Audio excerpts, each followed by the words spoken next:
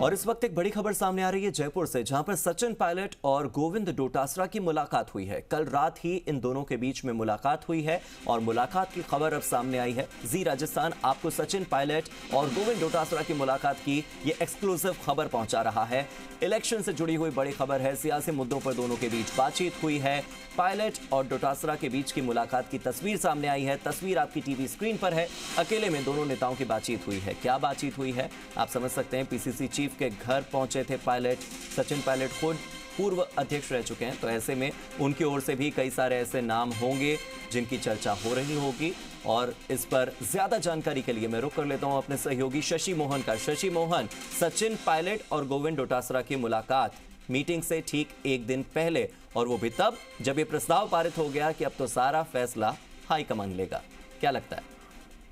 हार्दिक, दरअसल दोनों की पुरानी दोस्ती, पुरानी पहचान है। ठीक है। जब सचिन पायलट प्रदेश अध्यक्ष थे तो गोविंद डोटासरा उनकी टीम में उपाध्यक्ष रहे, उससे पहले सीकर के जिलाध्यक्ष रहे, तो दोनों का नजदीकी नाता है। और अभी भी सचिन पायलट गोविंद डोटासरा की बातचीत होती रहती है। पिछले दिनों भी एक मुलाकात हुई थी। हालांकि ये एक शिष्टाचार मुलाकात है और अध्यक्ष के घर पहुंच करके मीटिंग से ठीक पहले दिन यही संभवतः बातचीत हुई होगी कि आगे क्या रणनीति रखनी है और किस तरीके से चेहरों के ऊपर आगे प्रस्ताव देना है। हालांकि कल की जो प्रदेश इलेक्शन कमेटी की बैठक हुई उसमें प्रस्ताव आना था, एक लाइन का प्रस्ताव पार्टी आलाकमान के पक्ष में आना था, लेकिन संभवतः लंबे अरसे बाद में ऐसा लग रहा है कि ये पहला मौका है जब एक लाइन का प्रस्ताव पार्टी आलाकमान के नाम का नहीं आया। इसका मतलब क्या केंद्रीय निर्वाचन समिति तय करेगी? क्या पीसीसी की और पीईसी की भूमिका होगी? क्या केंद्रीय निर्वाचन समिति के लोग पीईसी के अध्यक्ष से जो गोविंद डोटासरा हैं उनसे बातचीत कर सकते हैं? आखिर क्या है कांग्रेस नेताओं के मन में?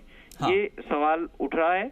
और इस बीच आप ये मान के चलिए कि सचिन पायलट खुद स्क्रीनिंग कमेटी के मेंबर हैं। इससे पहले पूर्व प्रदेश अध्यक्ष को स्क्रीनिंग कमेटी का मेंबर नहीं रखा जाता था। मुख्यमंत्री या नेता प्रतिपक्ष जो होते थे वो स्क्रीनिंग कमेटी के मेंबर होते थे। प्रदेश अध्यक्ष जो पीसीसी के होते थे वो स्क्रीनिंग कमेटी के मेंबर होते थे। इसके साथ में स्क्रीनिंग कमेटी और जो प्रभारी होते हैं वो होते थे। लेकिन अब की बार दो पूर्व प्रदेश अध्यक्ष ऐसे हैं जिन्हें स्क्रीनिंग कमेटी में रखा गया है। एक डॉक्टर सीपी जोशी हैं जो विधानसभा अध्यक्ष भी रहे, और एक सचिन पायलट हैं जो पूर्व में उप मुख्यमंत्री भी रहे हैं। अब स्क्रीनिंग कमेटी किस तरीके से नामों का पैनल बनाती है? क्या स्क्रीनिंग कमेटी 1 से 2 नाम का पैनल बनाकर सीईसी के पास भेजेगी? क्योंकि अगर 3000 नाम ऐसे की ऐसे भेज दिए गए आगे तो संभव नहीं है कि सीईसी उन सब चीजों के ऊपर बातचीत कर सके। लिहाजा स्क्रीनिंग कमेटी को ही पूरी बातचीत करनी होगी और उन्हीं को 1 से 2 नाम का पैनल बनाकर सीईसी के पास भेजना होगा। आप सचिन पायलट और सीपी जोशी के नामों का जिक्र कर रहे हैं शशि मोहन। एक बात ये जानना चाह रहा था कि क्या इस बार कांग्रेस बैलेंस बनाने के मूड में है?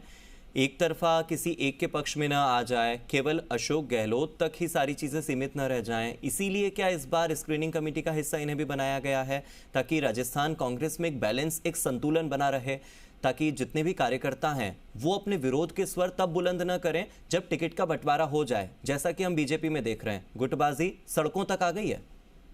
देखिए, बैलेंस बनाने की कोशिश हर पार्टी की होती है, लेकिन आप ये मान के चलिए कि जब टिकट जारी होंगे, प्रत्याशियों के नाम तय होंगे, तो विरोध नहीं होगा ऐसा नहीं कहा जा सकता, क्योंकि विरोध और समर्थन राजनीति में साथ साथ चलता है। जिसका टिकट कटेगा उसके समर्थक और वो लोग विरोध करेंगे, ये बात स्वाभाविक सी है।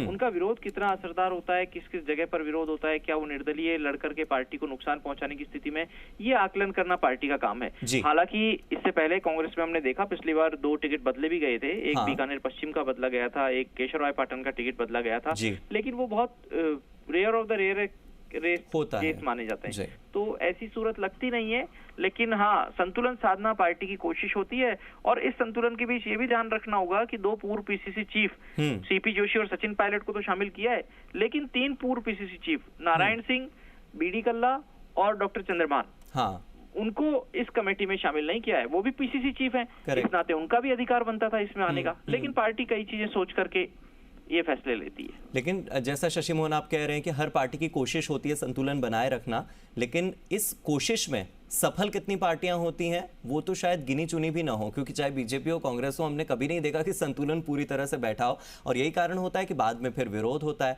लेकिन डैमेज कंट्रोल, डैमेज होने के बाद करना, ज्यादा बेहतर है कि सावधानी पहले बरत लेना, और सावधानी बरतने के लिए यही जरूरी है कि आप सभी को साथ लेकर चलें, और लग रहा है कि इस बार कांग्रेस सभी को साथ लेकर चलने के मूड में है। बहुत बहुत शुक्रिया आपका इस जानकारी के लिए।